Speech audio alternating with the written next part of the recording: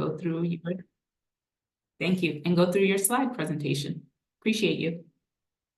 Okay, great. Hello, everyone. Good morning.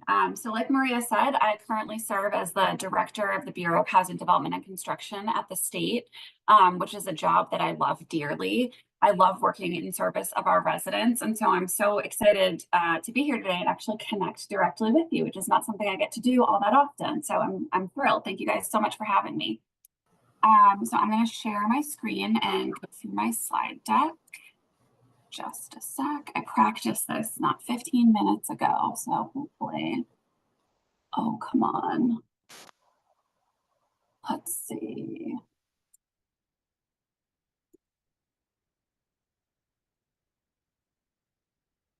All right, is that working for everybody? Okay, wonderful. Yes.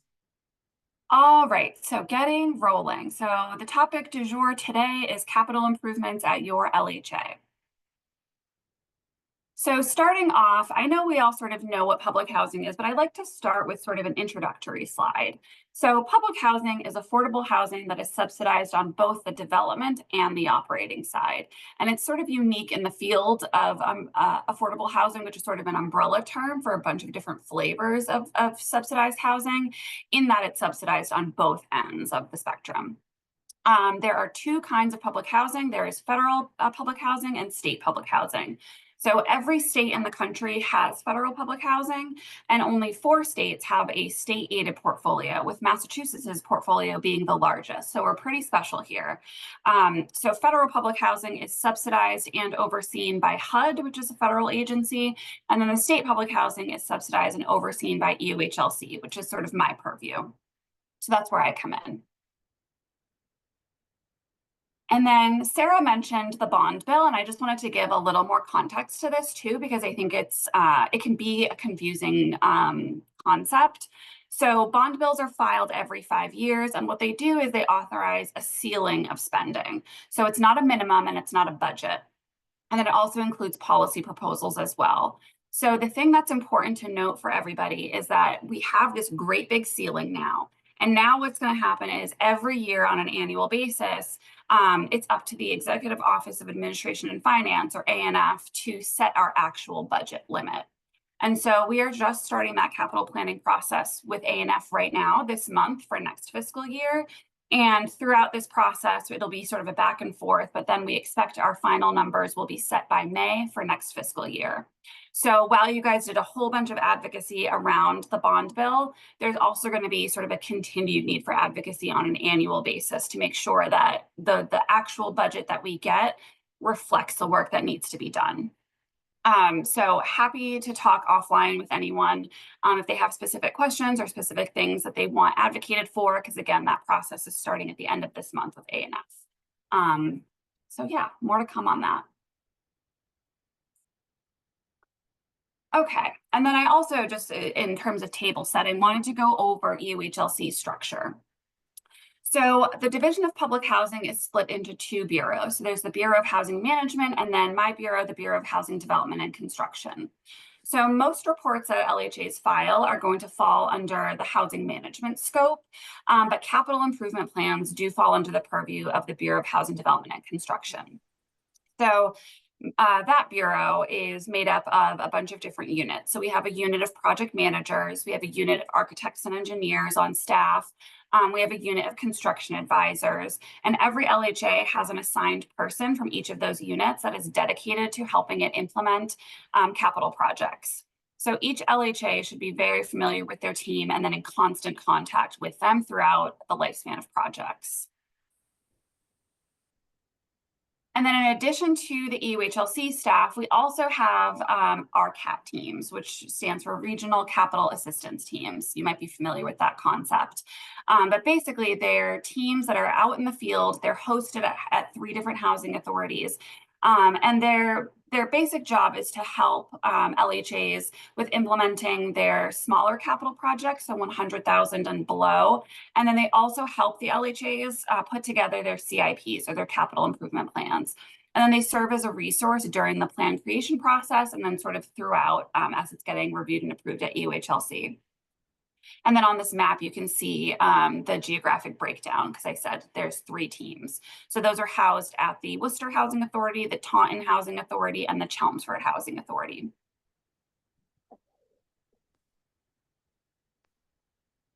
So what is a capital improvement plan? So a CIP is a report that's due to EOHLC annually, and it's compiled by the LHA. So this is a tool that EOHLC developed to help LHAs create a pipeline for their upcoming projects and then plan ahead for spending. So a completed CIP is a 5-year plan. It identifies capital projects. It provides a planning scope, a rough schedule, a rough budget for each capital project, and then it identifies different funding sources needed. You can also apply for funding through the CIP. And then an approved CIP is required in order to utilize our funding. So projects that are requested through the CIP cannot start until we've reviewed and approved it. And then I also just wanted to take a step back and go over the types of funding that we have available. So everything we're talking about today is capital funds. So capital funds support capital construction projects on the LHA's buildings and sites. Examples are roof replacements, paving, new windows, elevator repairs, sort of concrete items. Capital funds are also what has been awarded through the bond bill. On the other hand, EOHLC also administers operating funds, and that goes through the other bureau that I mentioned, the Bureau of Housing Management. So operating funds basically help to support the LHA's day-to-day operations. So that can be things like gutter cleaning, maintenance upkeep, snow removal, and then the office staff. So sort of maintenance items and less concrete things.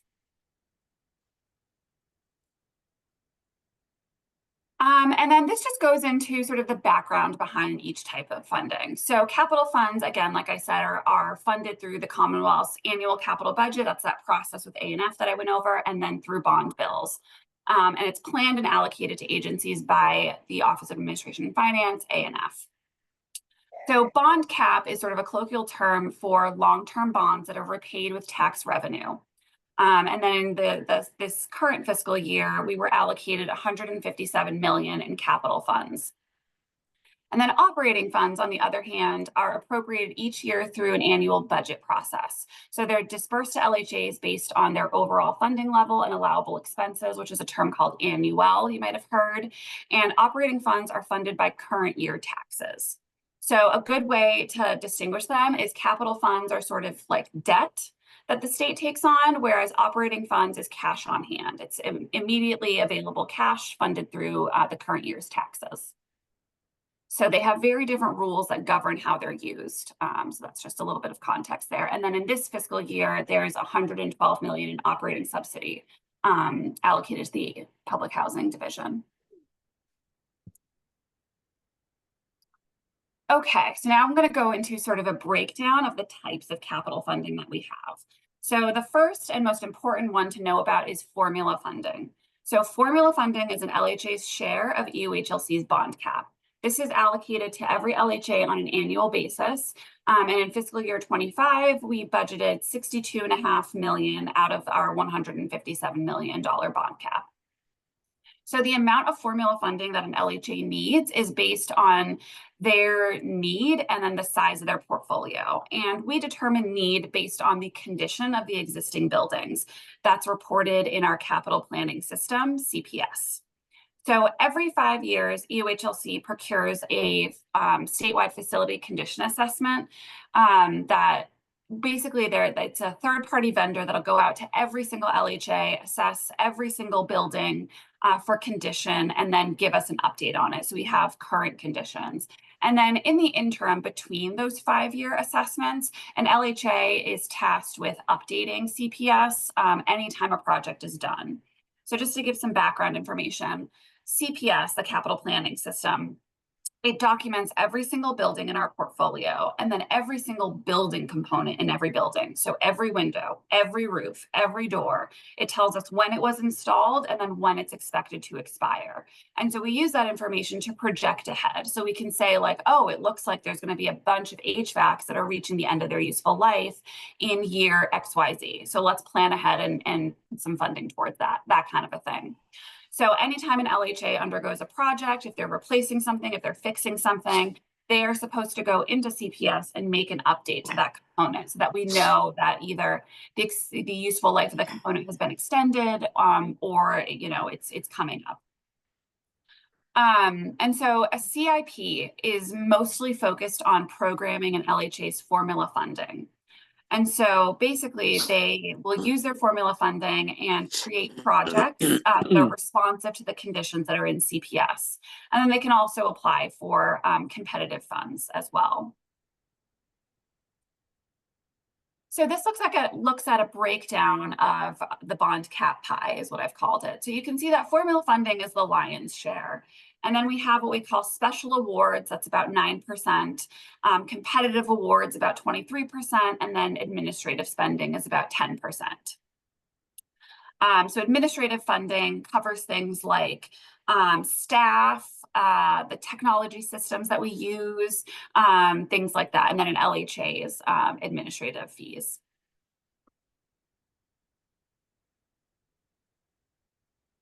So going over some of the building basics behind a CIP. So an LHA will identify all of the projects that they wish to complete within the next 5 years, and then they assign a priority to that project. And the projects are arranged in the CIP based on their priority and then their cost. So presumably those with the highest priority will be entered with earlier start dates, and those with lower priorities is what we like to see. Funding sources for each project are selected, and then upon EOHLC's approval, which is sent to the LHA via an emailed approval letter, then an LHA can begin work on those projects. So what does our review process look like? So we're looking at 3 main things. We want to ensure that an LHA has appropriately prioritized their projects. For example, we would want to see that a leaking roof is taking precedence over cosmetic upgrades, things like that. So we'll do a gut check for that kind of a thing.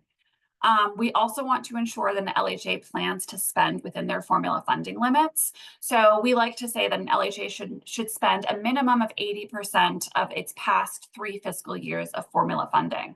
Oh, that reminds me, something that's important to say is that we award formula funding 3 years in advance so that an LHA has 3 years of it to play with. So it's not just 1 year's award that they get to program, they have 3 years available to them at once. And then an LHA should not spend more than its available formula funding within the 5-year period. And then we also review any special award requests. So who reviews a CIP? So that would be our on-staff architects and engineers. They're the ones who will do that gut check on priorities. And then the project manager that's assigned to each LHA. They'll be the one reviewing the funding. And then board involvement. So CIPs need an LHA's board approval before EOHLC can review and approve. So an executive director will likely present what's called the scenario spreadsheet at a board meeting for the board's review. And this spreadsheet is generated by the CIP system, and it basically lays out the timeline and the spending projections for all of the projects that the LHA has selected. And then below is just an example of what that might look like. So you can see in that 4th column, the priority status, so 0 through 3, and on and on. And then resident involvement. So both CIP reports and competitive funding applications need to be presented to the LHA residents for comments and questions. So most of the time when we have competitive awards, actually all of the time, I'm sorry, when we have competitive award programs, a letter from the head of the resident organization or a representative of residents that demonstrates evidence of compliance with the resident participation regulations should be provided. So that should get submitted with the CIP and then with any competitive funding applications. And that basically just lets us know that the CIP was reviewed with residents and feedback was taken. And then I wanted to go over some non-competitive, I didn't update this slide. It says DHCD, but we are now EOHLC, special funding that we have. So besides formula funding, there's a few other types of other funding that an LHA can request to use in their CIP. So these are not competitive, but they're awarded on a case-by-case basis at EOHLC's discretion. So what that means is essentially if an LHA is eligible, is found to be eligible for these funds and they've applied appropriately, then provided we have funding availability, they will receive it. So the three main types of that are compliance reserve funding. So that's used for projects to comply with laws or code or regulation. So a good example of that is reasonable accommodation requests can be covered with compliance reserve funds, and asbestos and lead abatement can be covered with compliance reserve funds. There's also emergency funds. So this is for when an LHA has depleted their formula funding, but a situation arises that cannot wait for their next year's allocation. So if we determine that it's a true emergency and needs to be funded immediately, we can put emergency funds behind it. And then we also have sustainability funds. So these are used for projects that basically improve the energy efficiency or the thermal performance of a building. So extra insulation, electrified HVAC, things like that would fall under sustainability. And then we also have competitive funding. So we issue various NOFAs or notices of funding availability for large competitive funding rounds throughout the years. So this is meant to fund very large comprehensive modernization projects. So not your day-to-day formula funding projects. Those will be more focused on a single component, you know, replacing a roof, replacing windows, things like that. Our competitive funding rounds are meant to be sort of all-encompassing, a comprehensive modernization of an entire building. And so we issue these via what is called the PHN, or a public housing notice, and that'll outline the application process, the eligibility criteria, and the scoring measures. And then before each application round, we host a Q&A session for LHAs to ask questions about their application. And then we record those questions and answers and we post them on our website for all applicants to see. Board members need to approve an LHA's application for competitive funding before it can get submitted to us. And again, residents must be consulted on competitive funding applications. So one such program is called HILAP, or the High Leverage Asset Preservation Program. So this is a program to incentivize LHAs to get outside funding. So if an LHA is able to get outside funding, so that would be things like a CPA grant, CDBG or home funds, which are sort of other federal grants, affordable housing trust funds, other municipal funds or grants. If they're able to secure that kind of funding, then they can come into us and apply, and we can we'll be able to match and leverage that award by $2.50. So it's a really great way to get comprehensive projects done because again, we'll match and leverage whatever outside funding the LHA is able to get. So that program is available on a rolling basis. So if ever an LHA is able to get outside funding, we just encourage them to come right into the program and apply for leveraged funding. And then I wanted to go over the CompMod program, which is a program that we just released a couple weeks ago. So this is really meant to do major modernization projects at LHAs. So these projects can be upwards of $10 million a pop, and we'll only do about 1 or 2 a year. But basically, this is where an LHA can get sort of the facelift upgrades, as well as upgrades to major building systems. So again, comprehensive modernization, an entire project. Usually these require that residents will be relocated because the work to be done is so extensive. But these are really great projects. And then we also really focus on sustainability here. So making sure that anything that we do is increasing the energy efficiency of the building, reducing energy costs for the LHA and the residents. Just to go back, this program was released just a couple weeks ago and applications are due at the end of April. We also have a program called the Accessible Unit Initiative. So this is basically a way for LHAs to improve the availability of accessible units across their portfolio. So LHAs that have 0 fully accessible units in their portfolio are eligible for this program, and our goal is to get each LHA up to 5%. So the funding here can be used to convert existing non-accessible or adapted units into fully accessible units, or to create new fully accessible units. So conversion or new creation. And then the last competitive award I wanted to go over is our Public Housing Innovations NOFA. So this is the program where we provide capital grants for redevelopment of public housing.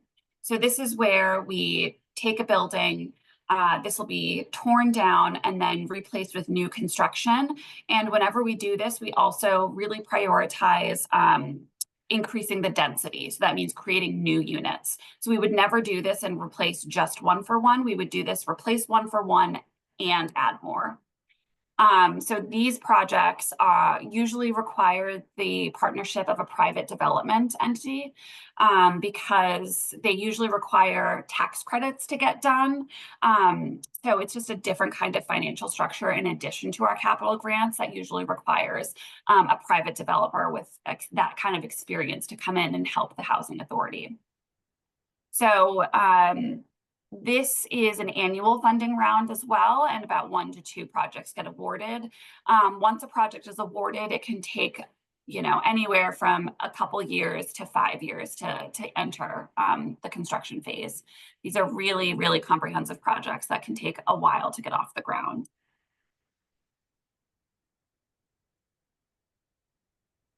Okay. I will stop there and open up for questions.